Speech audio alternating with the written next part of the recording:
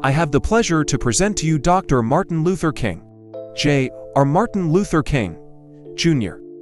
I am happy to join with you today in what will go down in history as the greatest demonstration for freedom in the history of our nation. 50 years ago, a great American, in whose symbolic shadow we stand today, signed the Emancipation Proclamation. This momentous decree came as a great beacon light of hope to millions of Negro slaves who had been seared in the flames of withering injustice. It came as a joyous daybreak to the long night of their captivity. But 100 years later, the Negro still is not free. There are those who are asking the devotees of civil rights, when will you be satisfied? We can never be satisfied as long as the Negro is the victim of the unspeakable horrors of police brutality. We can never be satisfied as long as our children are stripped of their self-hope and robbed of their dignity by signs stating, "For whites only." No, we are not satisfied.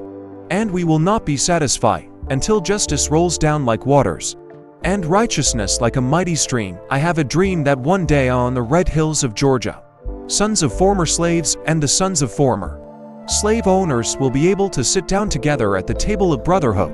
I have a dream that one day, even the state of Mississippi, a state sweltering with the heat of injustice, sweltering with the heat of oppression, be transformed into an oasis of freedom and justice. I have a dream that my 4 little children will one day live in a nation where they will not be judged by the color of their skin, but by the content of their character. I have a dream today. I have a dream that one day down in Alabama, with its vicious racists, with its governor having his lids dripping with the words of interposition and nullification, one day right down in Alabama, little black boys and black girls will be able to join hands with little white boys and white girls as sisters and brothers. I have a dream today. I have a dream that one day every valley shall be exalted, every hill and mountain shall be made low, the rough places will be made plain, and the crooked places will be made straight, and the glory of the Lord shall be revealed, and all flesh shall see it together. This is our hope. This is the faith that I go back to the South with. With this faith, we will be able to hew out of the mountain of despair a stone of hope. With this faith, we will be able to transform the jangling discords of our nation into a beautiful symphony of brotherhood. With this faith, we will be able to work together, to pray together, to struggle together, to go to jail together, to stand up for freedom together, knowing that we will be free one day. This will be the day. This will be the day when all of God's children will be able to sing with new meaning. My country, 'tis of thee, sweet land of liberty, of thee I sing. Land where my fathers died, land of the pilgrim's pride. From every mountainside, let freedom ring. And if America is to be a great nation, this must become true. So let freedom ring from the prodigious hilltops of New Hampshire. Let freedom ring from the mighty mountains of New York. Let freedom ring from the heightening Alleghenies of Pennsylvania. Let freedom ring from the snow-capped Rockies of Colorado. Let freedom ring from the curvaceous slopes of California.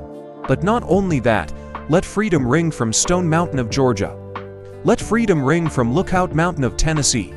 Let freedom ring from every hill and molehill of Mississippi, from every mountainside. Let freedom ring. And when this happens, when we allow freedom ring, when we let it ring from every village and every hamlet, from every state and every city, we will be able to speed up that day when all of God's children, black men and white men, Jews and Gentiles, Protestants and Catholics, will be able to join hands and sing in the words of the old Negro spiritual, free at last, thank God Almighty. We are free at last. Applause and singing speaker. On behalf of the National Committee on the March on Washington, woman singing, oh deep in my heart, I do believe we shall overcome someday. White man work together, black man work together, we shall overcome someday. Oh, deep in my heart, I do believe we shall overcome someday. Crowd singing, we'll walk hand in hand. We'll walk hand in hand someday. Oh, deep in my heart, I do believe. Philip Randolph. I think history was written today, which will have its effect on coming generations with respect to our democracy, with respect to our ideals, with respect to the great struggle of man, God, freedom, and human dignity. Narrator. There were many who praised this day and said that there had been a new awakening in the conscience of the nation. Others called it a national disgrace, In the wake of this day, more violence was to come, more hatred, but in the long history of man's cruelty to man, this was a day of hope. Crowd singing, freedom, freedom, freedom, freedom, freedom, freedom, freedom, freedom, freedom, freedom.